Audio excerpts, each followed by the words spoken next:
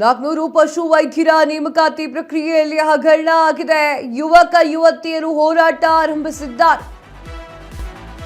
400 ಪಶು ವೈದ್ಯರ ನೇಮಕಾತಿ ಪ್ರಕ್ರಿಯೆಯಲ್ಲಿ ಹಗರಣ ಆಗಿದೆ. ಯುವಕ ಯುವತಿಯರು ಹೋರಾಟವನ್ನು ಆರಂಭಿಸಿದ್ದಾರೆ. ಒಂದು ಪೋಸ್ಟ್ಗೆ 90 ಲಕ್ಷ ರೂಪಾಯಿ ಬೇಡಿಕೆ ಇಟ್ಟಿದ್ದಾರೆ. ಸುಮಾರು 400 ಕೋಟಿ ರೂಪಾಯಿ ಹಗರಣ. ಪಿವೈಬಿ ರಾಜ್ಯ ಸರ್ಕಾರದ ಸಿಎಂ ಇವರಿಗೆ ಎಷ್ಟು ಪಾಲು ಬಂದಿದೆ? ಸದನದಲ್ಲಿ ಕೆಪಿಎಸ್ಸಿ ವಿಚಾರ ಸಮಗ್ರವಾಗಿ ಚರ್ಚೆ ಆಗಬೇಕು, ಕೆಪಿಎಸ್ಸಿಯಲ್ಲಿ ಸುಧಾರಣೆ ಆಗಬೇಕು ಅಂತ ಹೇಳಿ ವಿಜಯೇಂದ್ರ ಅವರು ಹೇಳಿಕೆಯನ್ನ ನೀಡ್ತಾರೆ. ವಿಜಯೇಂದ್ರ ಅವರು ಮಾತನಾಡ್ತಾರೆ, 400 ಪಶು ವೈದ್ಯರ ನೇಮಕಾತಿ ಪ್ರಕ್ರಿಯೆಯಲ್ಲಿ ಮೋಸ ಆಗಿದೆ ಅಂದರೆ ಯುವಕ ಯುವತಿಯರು ಹೋರಾಟ ಮಾಡೋದ್ರಲ್ಲಿ ತಪ್ಪೇನಿದೆ ಅಂತ ಹೇಳಿ ಅವ್ರ ಪ್ರಶ್ನೆಯನ್ನ ಕೇಳ್ತಾರೆ. ಒಂದು ಪೋಸ್ಟ್ಗೆ 90 ಲಕ್ಷ ತೆಗೆದುಕೊಳ್ತಾ ಇದ್ದೀರಿ ನೀವು, ಇದು ಹೇಗೆ? ಇದು ರಾಜ್ಯ ಸರ್ಕಾರ ಸಿಎಂ ಅವರಿಗೆ ಎಷ್ಟು ಪಾಲು ಬಂದಿದೆ ಅಂತ ಹೇಳಿ ಪ್ರಶ್ನೆಯನ್ನ ಮಾಡಿದ್ದಾರೆ.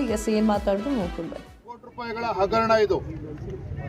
ಇಷ್ಟು ದೊಡ್ಡ ಹಗರಣ ಆಗಿದ್ರು ಸಹ ರಾಜ್ಯ ಸರ್ಕಾರ ಇವತ್ತು ಕೆಪಿಎಸ್ಸಿ ಇಂಟರ್ನಲ್ ಎನ್ಕ್ವೈರಿ ಕಮಿಟಿಗೆ ತನಿಖೆ ಮಾಡಿ ಅಂತೇಳಿ ಹೇಗೆ ಅವಕಾಶ ಕೊಡೋದಕ್ಕೆ ಸಾಧ್ಯ?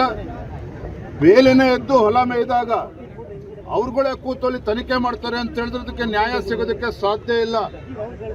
ಹಾಗಾಗಿ ಏನು ಇವತ್ತು ಭ್ರಷ್ಟಾಚಾರ ನಡೆದಿದೆ ಕೆಪಿಎಸ್ಸಿನಲ್ಲಿ, PDOಗಳಿರ್ಬೋದು, VAಗಳಿರ್ಬೋದು, ಪಶು ವೈದ್ಯಾಧಿಕಾರಿಗಳ ನೇಮಕಾತಿ ಇರ್ಬೋದು, ಇವೆಲ್ಲ ಪ್ರಕ್ರಿಯೆ ನೇಮಕಾತಿ ಪ್ರಕ್ರಿಯೆಯಲ್ಲಿ ಬಹಳ ದೊಡ್ಡ ಹಗರಣ ನಡೆದಿದೆ.